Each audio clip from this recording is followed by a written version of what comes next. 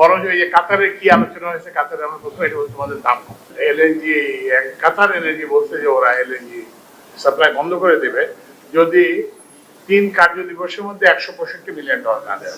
আপনারা আলোচনা থেকে বুঝতে পারছেন যে এখানে একটা এনার্জি সংক্রান্ত যে কোনো ডিসকাশনে সম্ভবত সব দেশে আমাদের দেশে একটা বিতর্কের বিষয়।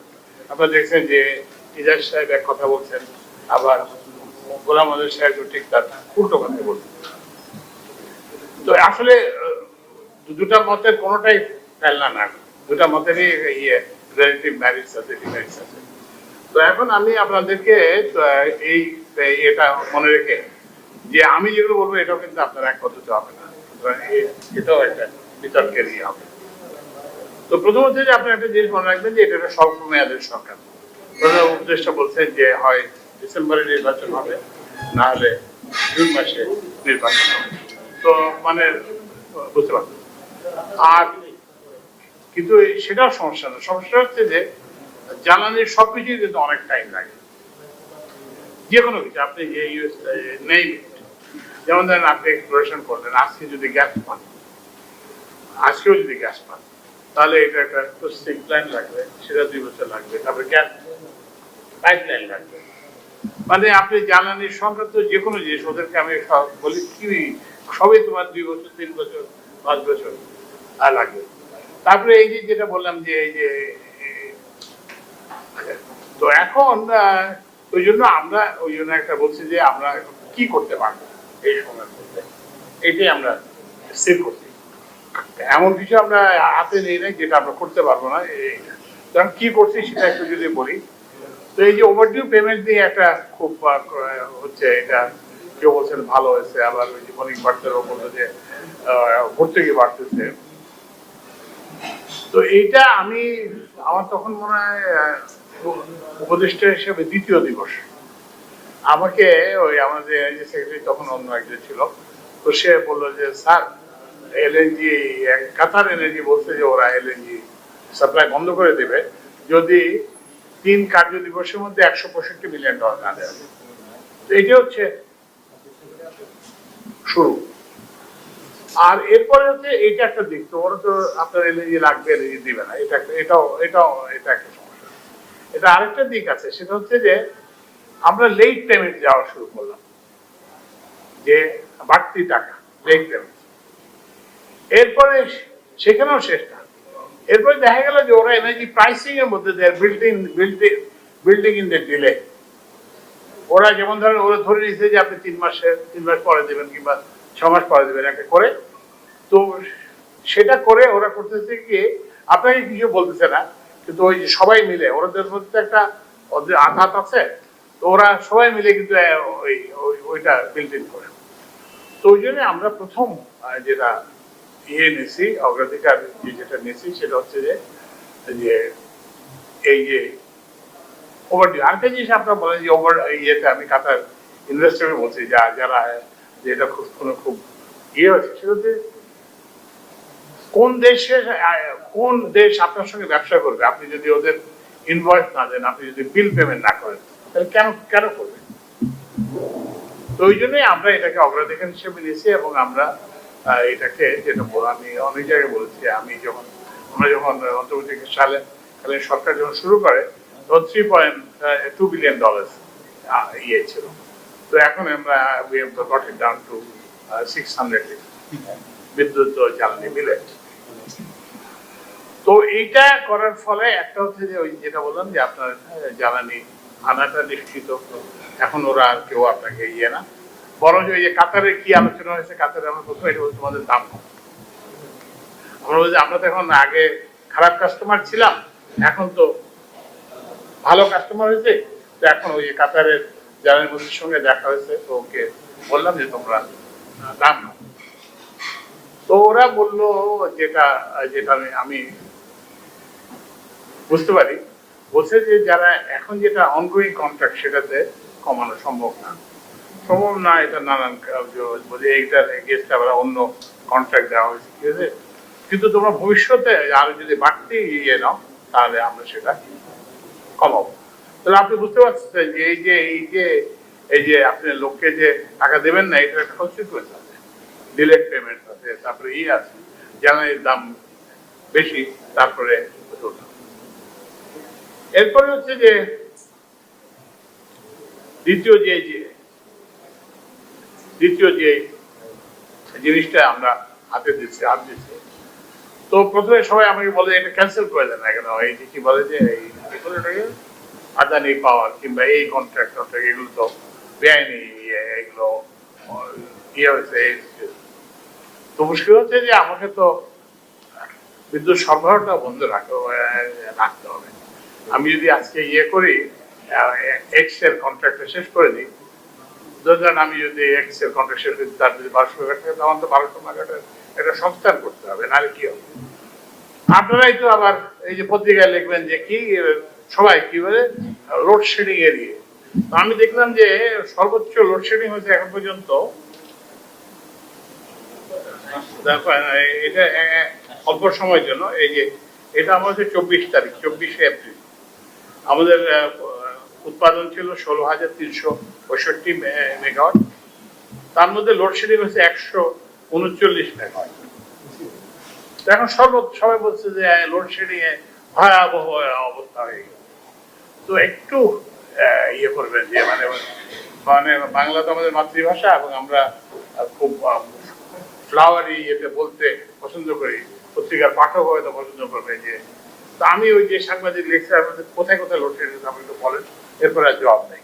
ভয়াবহ লোডশেডিং দেশে, কিন্তু যখন বললাম যে হ্যাঁ বলেন কোথায় কোথায় হয়েছে কি আমি একটু দেখি।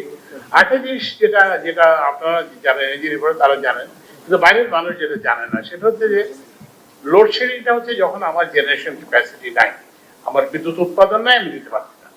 কিন্তু এছাড়াও এক জায়গায় একটা ট্রান্সফরমার ছুটে চলে যেতে পারে, এক জায়গায় একটা ফিউজ উড়ে যেতে পারে, একটা নানান কিছু হতে পারে। এবং আমাকে প্রায় আসে, আমি দেখলাম যে কিছুই না, এটা একটা ট্রান্সফরমার উড়ে গেছে। তো এইটা তো একটা রিপেয়ার করতে একটা সময় লাগবে, তো এটা তো না, বুঝছেন না। আর বলে যে বিদেশে হয় না, বিদেশে তো অনেক রিটার্নডেন্সি থাকে, আমাদের তো সে রিটার্নডেন্সি না। ওই ট্রান্সপোর্টটা একটাই ট্রান্সফারে, ওটা বন্ধ হয়ে গেলে ওটাকে আবার চালু না করা পর্যন্ত না। ওই জন্য আমি আপনাদেরকে একটু সহানুভূতিশীল হতে বলবো, যে আমাদের বিদ্যুতেরা সবই খারাপ, কিন্তু এরা কিন্তু চেষ্টা করতেছে। কোনো এখনো তো চেষ্টার অভাবে বিদ্যুতের এদেরকে আমি প্রতিদিনে গেলে আমাকে যেতে চায় না, বলে পোকা দেয়, সার পোকা দেয়, ওর দুজনে কেউ আসতে চায় না, ডাকলে ঘরে খুব দেরি করে আসে, গেলেই একটা পোকা দেয়। বাট এর একটা খুব একটা ভালো কাজ, আজকে সবার সামনে বলি, সেটা হচ্ছে যে একটা ভালো কাজ। হ্যাঁ, আচ্ছা আচ্ছা। আর হচ্ছে যে ওই যে কি বলে যে আমাদের ওই যে আমাদের যে মূল সমস্যা, বিদ্যুৎ খাতের যে মূল সমস্যা, সেটা হচ্ছে যে আমরা কতগুলো একটা এক্সটর্শনারি ট্যারিফ, আমাদেরকে একটা কি বল শোষণ করার জন্য একটা কতগুলো ট্যারিফ আমাদেরকে চাপাই দেওয়া হয়েছে।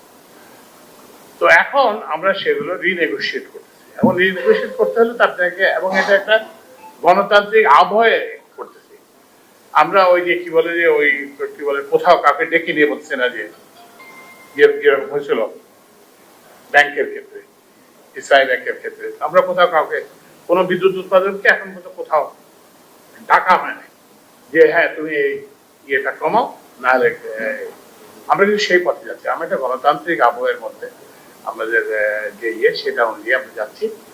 তো প্রথমে আপনি কি করবেন, আপনি একজনকে বলবেন যে আপনার দাম বেশি, বলবেন কেন বেশি বলেন তো। তো সেটাই আমরা বেঞ্চমার্ক করে স্টাবলিশ করি। ওই যে সময় লাগে, কারণ ওই যে উপদেষ্টা বুড়া ঠিকই আছে, কিন্তু অন্যরা ওরা কিন্তু ওরা কিন্তু কাজ করে। তো এখন আপনাদের বেঞ্চমার্ক স্টাবলিশ করতে, আপনি যে বলবেন যে আপনার দাম বেশি, কিসের ভিত্তিতে বলবেন।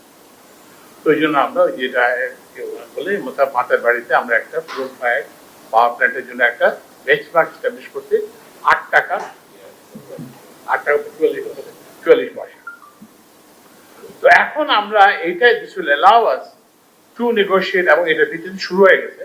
আমরা প্রত্যেকটা কয়লা ভিত্তিক বিদ্যুৎ কেন্দ্রকে আমরা বলতেছি যে হ্যাঁ তোমার একটা পার্থক্য থাকতে পারে, তোমার একটা ট্রান্সপোর্টেশনের কিংবা লজিস্টিক্সের কোনো একটা পার্থক্য থাকতে পারে, কিন্তু সেই পার্থক্য তো কি বলে যে প্রতি ইউনিট বিদ্যুতের 3-4 টাকা হওয়ার কথা, সেটা হয়তো 20 পয়সা হতে পারে, 30 পয়সা হতে পারে, একটা গ্রহণযোগ্য ব্যাখ্যা তো থাকতে হবে, আমাকে একটা ব্যাখ্যা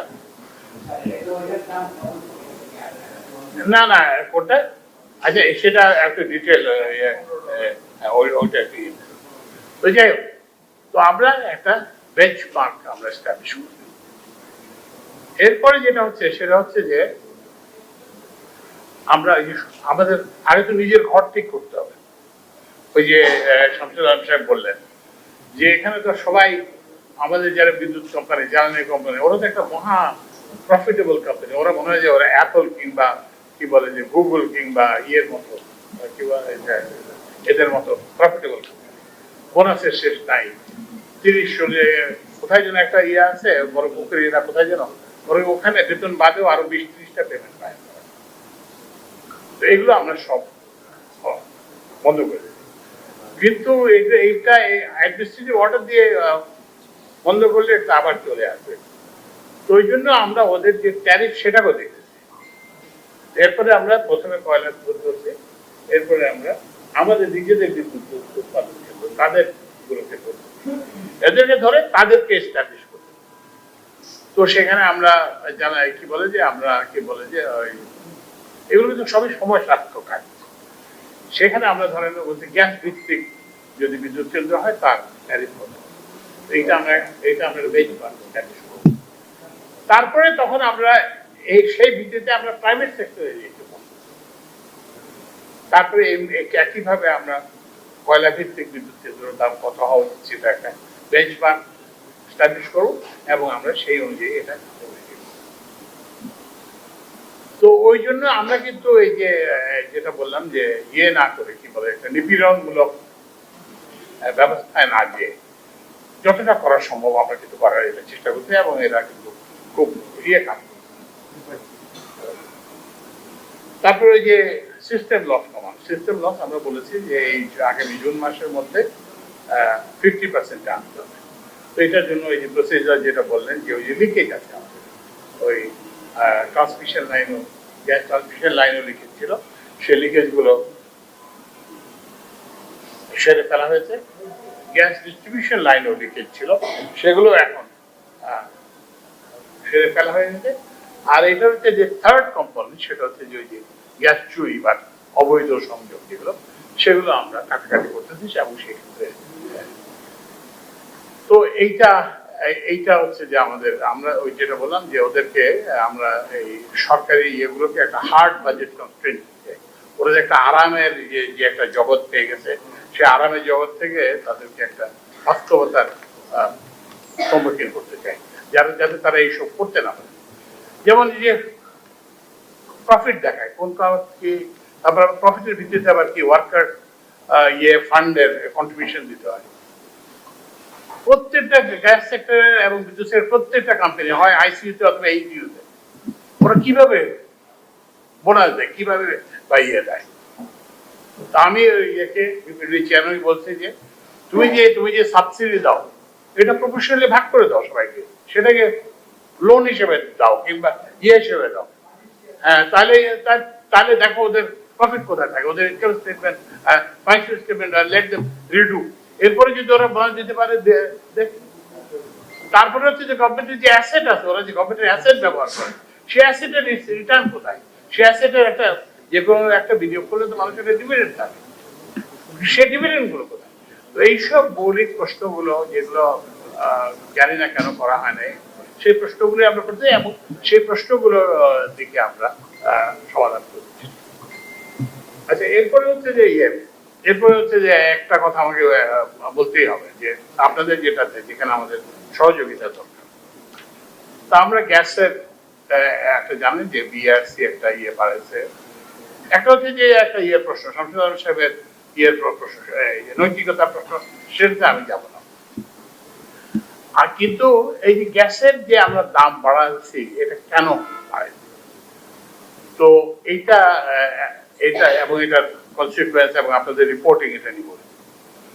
তো প্রথম কথা হচ্ছে যে যারা অর্থনীতি পড়ছেন আছেন না, যে অর্থনীতি, what is the efficient pricing rule? Price is equal to marginal profit. যে আপনি মার্জিনের যে সর্বশেষ যে উৎপাদন ব্যয় কিংবা যে আমদানি ব্যয়, সেটাই আপনার তো আপনার যেহেতু গ্যাস উৎপাদন বাড়ে না, তাহলে আপনার মার্জিনাল কস্ট কি? মার্জিনাল কস্ট হচ্ছে আপনার এলএনজি আমদানি। তো আমরা এই যে অর্থনীতির একটা যে একদম আমরা এটাকে বলি আমরা কিন্ডারগার্টেন মাইক্রো ইকোনমিক্স, যে বাচ্চাদের যে অর্থনীতি পড়ানো হয়, সে বাচ্চাদের আমরা বলি যে এফিসিয়েন্সি প্রাইসিং হচ্ছে প্রাইস টু মার্জিন। তো আমাদের মার্জিনাল কস্ট ওই যে 70-72 টাকা, তো আমরা জানি। এখন এরপরে হচ্ছে যে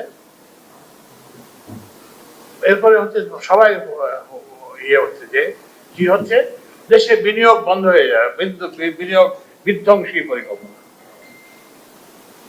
অথচ আমার কাছে তো 600-700 এই বেশি দামে নেওয়ার জন্য 600-700 অ্যাপ্লিকেশন পেটি হবে, বিনিয়োগ বন্ধ হলোটা কোথায়?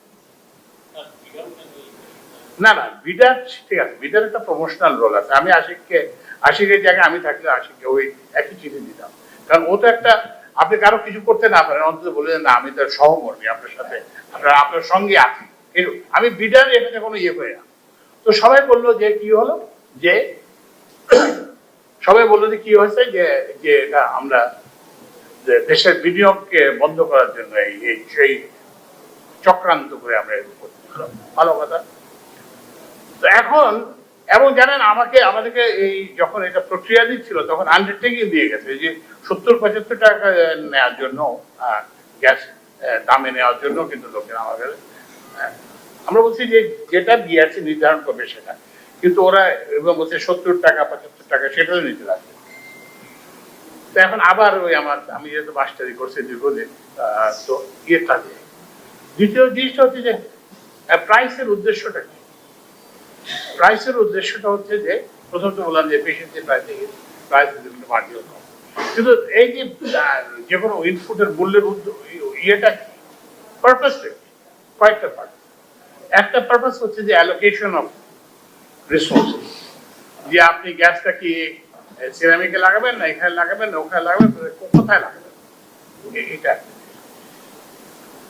আরেকটা জিনিস ওই যে ইজাজ যেটা বলছেন যে আপনি অপশন চুজ করবেন, যে আপনি কি এলএনজি দিয়ে করবেন না এলপিজি দিয়ে, ন্যাচারাল গ্যাস দিয়ে করবেন না কি বলে কোল দিয়ে করবেন, নাকি আপনার শিল্পের প্রয়োজন, নাকি আপনি কি বলে সোলার দিয়ে করবেন, নাকি অন্য কি জ্বালানি দিয়ে করবেন, এটা হলো।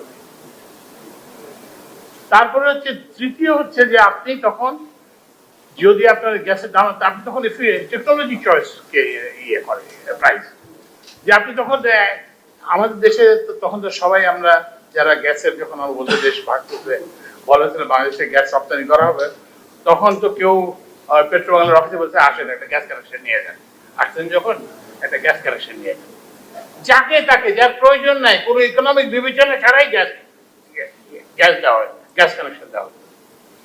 কি বলে যে ওই যে কি বলে এটা ওই যে জাহাজ ভাঙেন সেখান থেকে বয়লার, আপনার হয়তো দরকার 10 ইউনিটের বয়লার, আপনার 100 ইউনিটের বয়লারে এনে এখানে লাগাইতে, তারপরে ওটা কি, কিন্তু ওটা তো গ্যাস গান, আপনি গ্যাস তো অপচয় করা হয়েছে। তো তাহলে প্রাইস চয়েস অফ টেকনোলজি। তো আপনি এখন যদি দেখেন যে আপনার দাম বেশি, করে একটু জিনিসটা একটু বুঝতে চেষ্টা করবেন, যে ওই যে বললাম যে কি সেটাই না না সেটা আমরা সবাইকে এখন শুনেন, এখন আমাদের যেটা বললাম যে আমরা এখন কাউকে এই সমস্ত কোন রকম ডিসক্রিমিনেশন থাকবে না, যাকে যে ক্যাটাগরিতে যে পড়বে সেই ক্যাটাগরি। তারপরে আরেক বিপদে পড়ছি, আমরা একটা চিঠি দিলাম ওই পেট্রো বাংলাকে বলে না, অনেকগুলো বিবেচনা আছে, যে একটা যে প্রয়োজন বোধে সাবসিডি দেওয়ার বিবেচনা আছে, তারপরে হচ্ছে প্রতিবেশী দেশে বিদ্যুতের মূল্যের একটা জ্বালানির মূল্যের একটা বিবেচনা আছে।